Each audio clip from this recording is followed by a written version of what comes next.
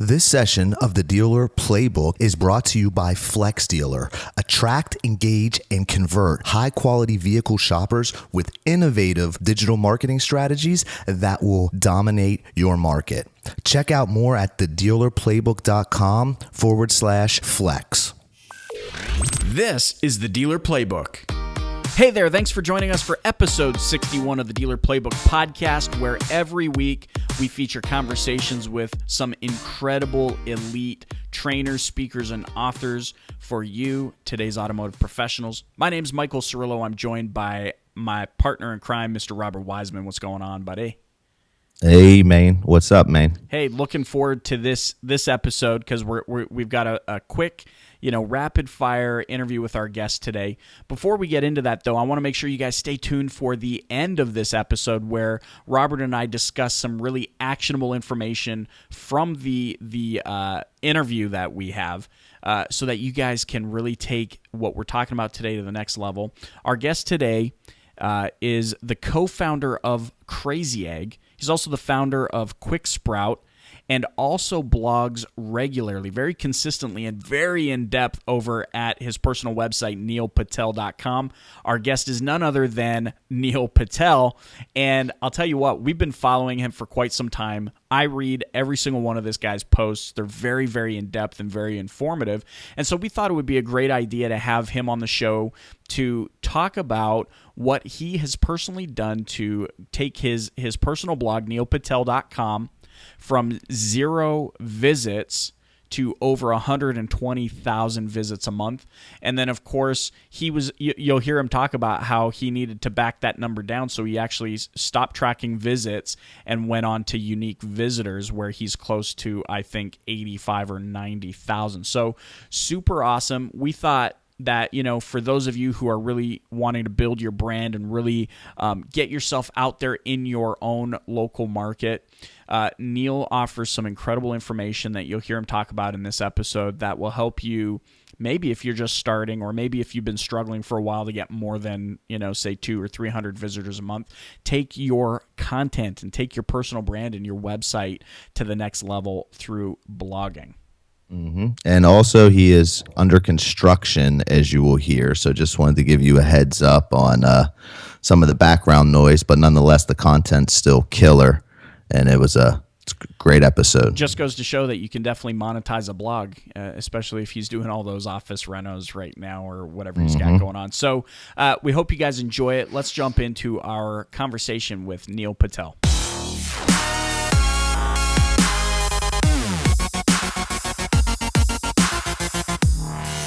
Hey, Neil, thanks for being on the show with us today.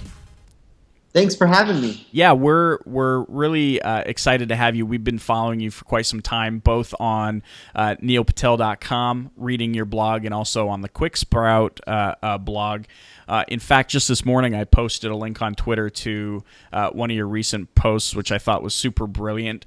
But something that really I'm really excited to pick your brain about is you have your website, your blog, neilpatel.com, and really the whole concept is, I guess, one big experiment, if that's fair to say, to see what's been working for you to get towards or work towards 100,000 monthly site visitors. And right now I'm on your website and I'm looking at this and I'm seeing that you're somewhere between 80 and 90,000. Like you're almost at this goal, which I think is so phenomenal. The question for you is, where did you get started? Where did this whole concept come from? What was your, I guess, what was your reason for wanting to do this? And then maybe what are some of the things that you found early on that worked really well with your audience? Yeah, so I have ClickSprout as a blog. I've had that for years. And eventually we're going to create software, make it into like a bigger business. So I was like, you know what? I don't ever want to lose a personal blog in case something happens to a business or it sells or whatever it may be. So I was like, let's start a blog on neilpatel.com. And that's what started the whole process. And I was like, what would be fun is actually walking people through the journey of just how to grow traffic and showing them my traffic stats at the same time. And the goal is to hit less than 100,000 or 100,000 or more visitors within 12 months. and I definitely hit that. Many months ago, I actually hit over 100,000. Last 30 days, I'm already at 125,000. Wow. But what I ended up doing was I'm like, crap, I had to keep redesigning it, right? Because that bar, it costs money to pay a developer to go in there to actually change it. Because like, I don't want to change it from 0 to 500,000, right? Right. So what I did is I started, instead of going off of visitors, I started going off of unique visitors to get the number back down. Okay. So that way, it's like I'm not starting from over, but it gives me more time. Yeah, fair enough. So we're talking about 80 some odd thousand unique monthly visitors to your Neil Patel blog. Is that correct? That's correct. This month it looks like I'll hit like 90,000+. Holy crap! So Nice. what? I mean, because this is something really big for our audience listening in, because especially with the web boom and with car dealers always trying to get their brand out there and get their name out there. A lot of car sales professionals listening in who are dabbling in blogging right now. Where would you say the best place for them to start is? What did you find worked really well as you said, okay, I'm going to bite into this and start blogging and start producing information? What was kind of, I guess, the aha moment for you that you saw things just start to surge, traffic start to come in bigger quantities? Well, when I started blogging, there really was just your main site and that's it. Now there's so many sites like Entrepreneur, Huffington Post. Everyone has a blog and they actually accept writers. What I quickly learned over the years was it's actually wiser to post content on other people's sites versus your own site. The reason being is other people's site typically will get more traffic than you, and you have to be consistent when you're blogging on your own site versus other people's site. You can just blog whenever you have time. So it drives quite a bit of traffic back to your site, plus you can be inconsistent. So if I had to start all over again, what I tell people is like, first start blogging on other people's sites, and then if it goes well and you like it, you can start creating your own blog, but don't start on your own site. Interesting. So kind of build out credibility posting on other people's sites or building up a network of other blogs that you can post on. Well, and I think the reader probably is a little bit more receptive when it's not, in regards to the content, when it's on, yourname.com is different than when it's on, a third party or, whatever.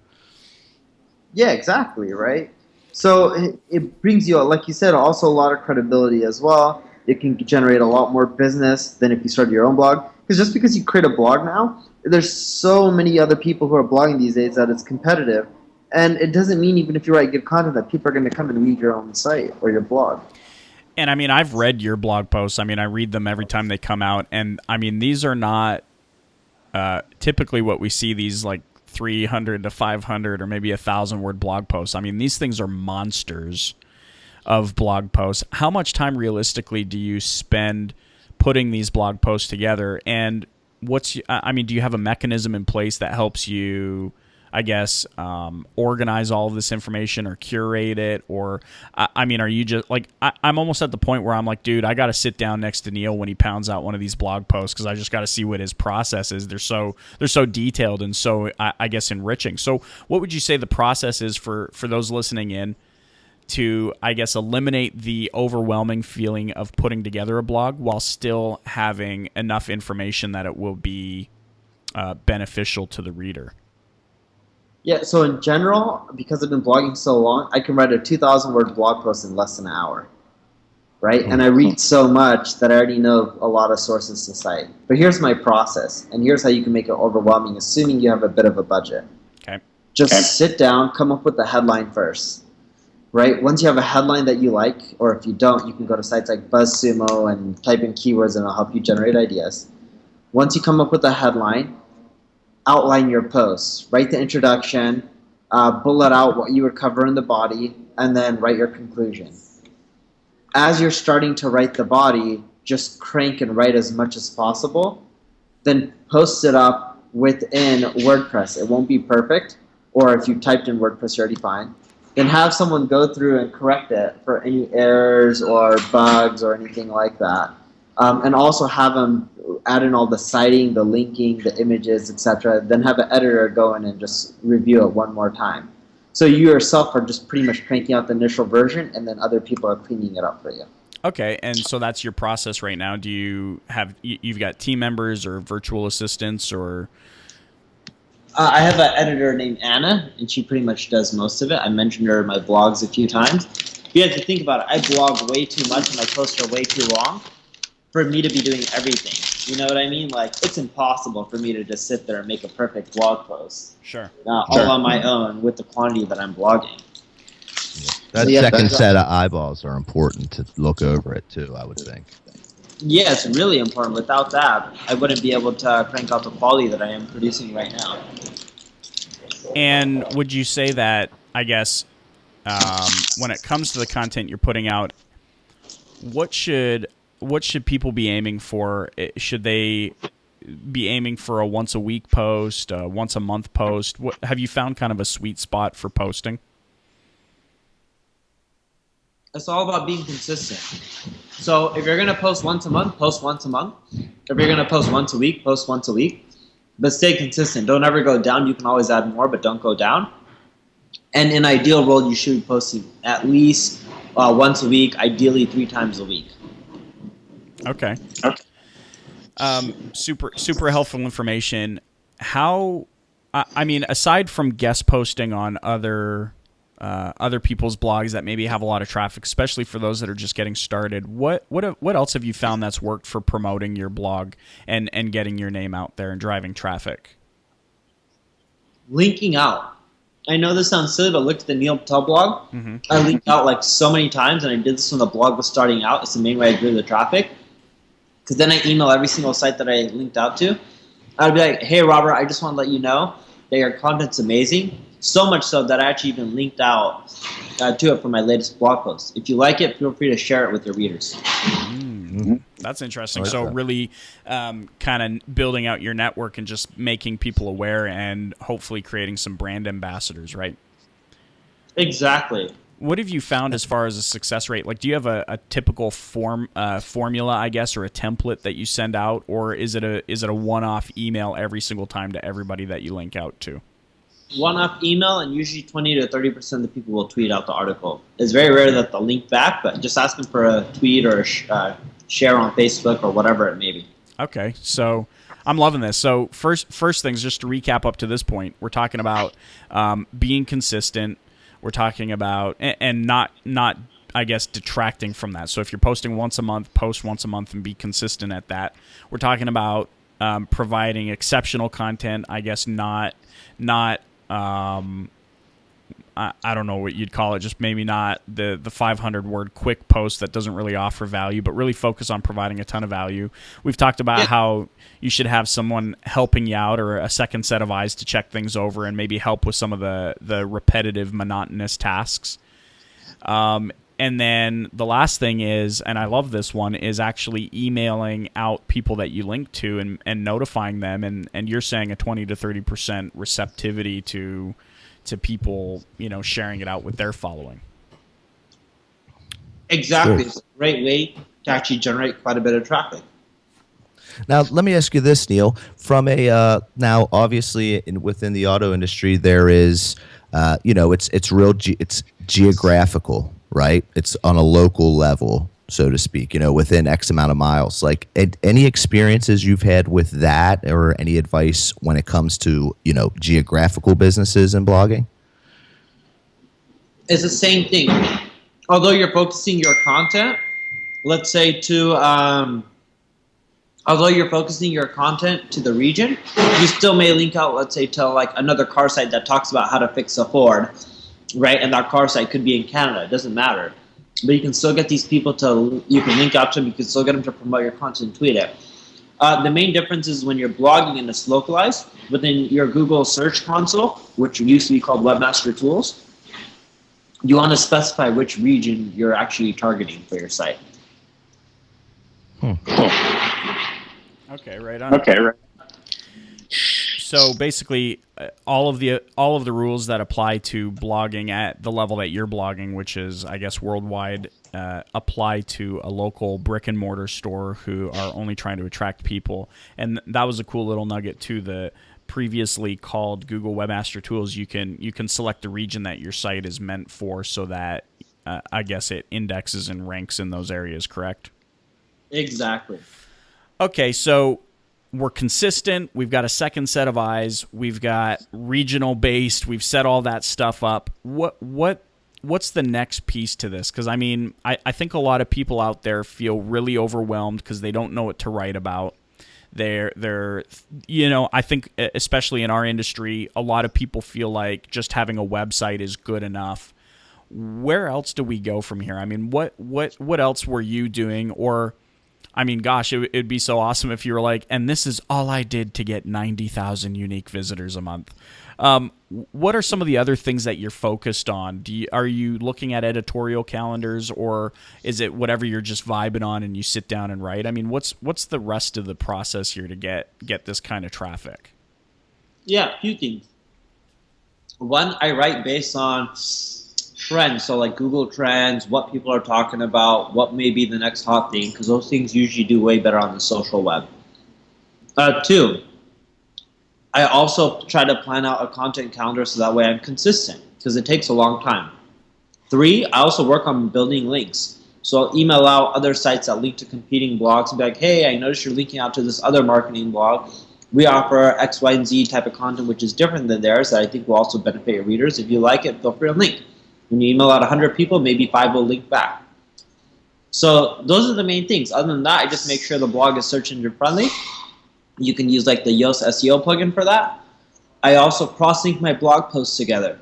So within my blog posts, if there's other relevant posts that I wrote on in the past, I make sure to link them up. This helps with rankings as well. Awesome. Awesome. And have you found certain types of posts perform better than others? It's hit or miss. Sometimes there's patterns, but it really comes down to like, it's hard to predict saying that a 5,000 word post or a 1,000 word post is going to do better, or a post on SEO versus PPC. You just never know. You got to test. So I was listening to an episode of Amy Porterfield's podcast. She had Darren Rouse on there from ProBlogger, and he was talking about different types of posts that he tries, like a list post or curating content from other posts or aggregating content. In your experience, are there certain types of posts like that you found have traditionally worked a little bit better, or maybe have some more shareability? Or is it, like you're saying, just kind of hit and miss, just you got to focus on providing value and see what sticks?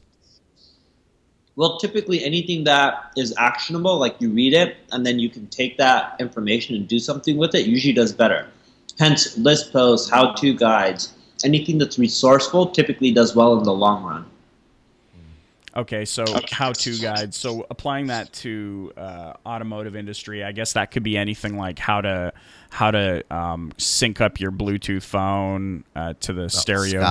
Sky's the limit. Yeah, there's so many. I mean, come on, we're talking cars. Yeah, how to change your tires, right? Change the headlight, the tire what's the correct tire pressure? Like, nobody wants to look through the manual. They go to Google first if they can't see it on the. I mean, I'm just speaking what I've done. And like I'll ask Google these questions. Exactly. I think most people are like that. Okay, I got one last question for you here. I think this has been very actionable. I love this information. And I know our audience is always keen on this kind of stuff, because blogging, I think, traditionally is something that we've always struggled with in this industry, and sticking with it long enough to see the results. But the last question I have for you, Neil, is, I guess in the last 6 months, what's the biggest aha moment you've had when it's come to producing your content and putting information out on your site? Longer posts that are like 5,000 words tend to do way better when it comes to search traffic, right? And I didn't realize how big of a difference it was until I started writing them and comparing the traffic growth stats on ClickSprout versus neilpatel.com. Wow. Okay. So, and it's as simple as making it exceptional, writing longer posts. Obviously, and I'm going to say this, some people might think it's obvious, others may not, but not just writing these 5,000 word, like keyword stuffed, blog posts, but you're really focusing on providing. I like it very, very, very, very, very, very, like just stuffing it with words in general. Okay. I love this information. Neil, super actionable stuff. I appreciate you taking the time to sit down with us today and talk about how you've taken your own, like this is what stands out to me. I mean, you took a site that wasn't doing anything, or you just wanted to experiment along the way, and you actually surpassed 100,000 visits and wanted to get more specific, so you had to dial it back, and now you're getting like close to 90,000 unique visitors a month. Applying these principles, for those of you listening in, I mean, this is the real deal. Neil, you need to check out his blog. We'll link to it in the show notes for this episode. Neil, thanks so much for being on the show with us today. Matt, thanks for having me.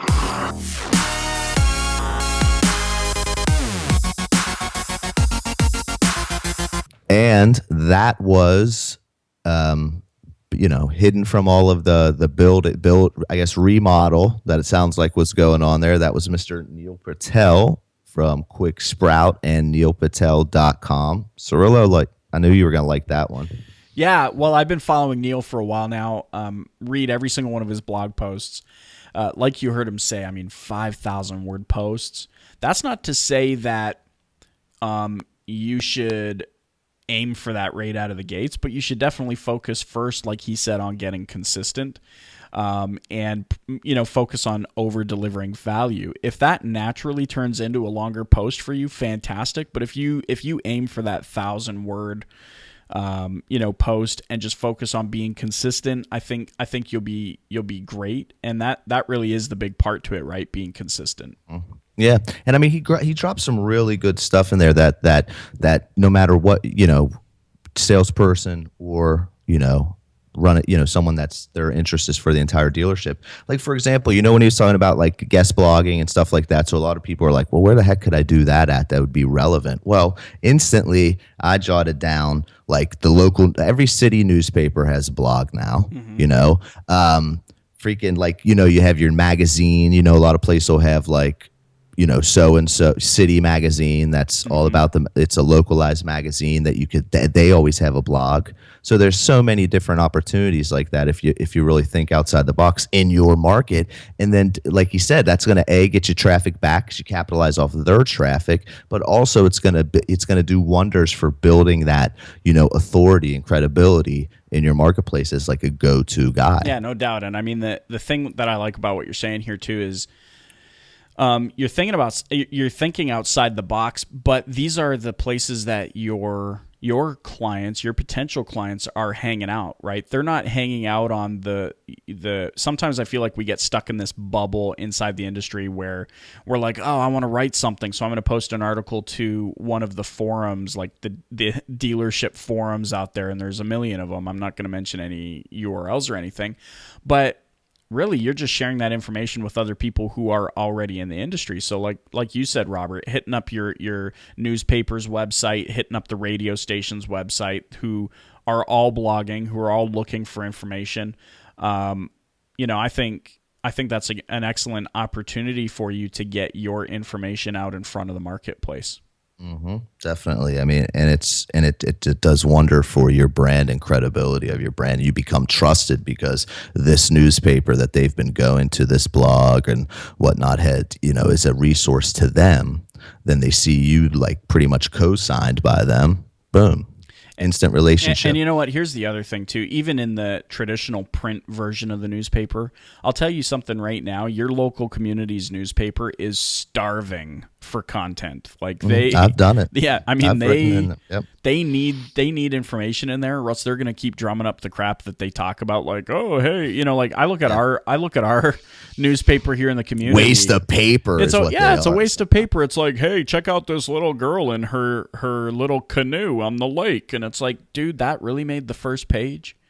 Come on, a paintbrush and a paint can was stolen from a garage at 65th Avenue. You know what I mean? Like, yeah, I've done that. I did that for a while. There's always the local section.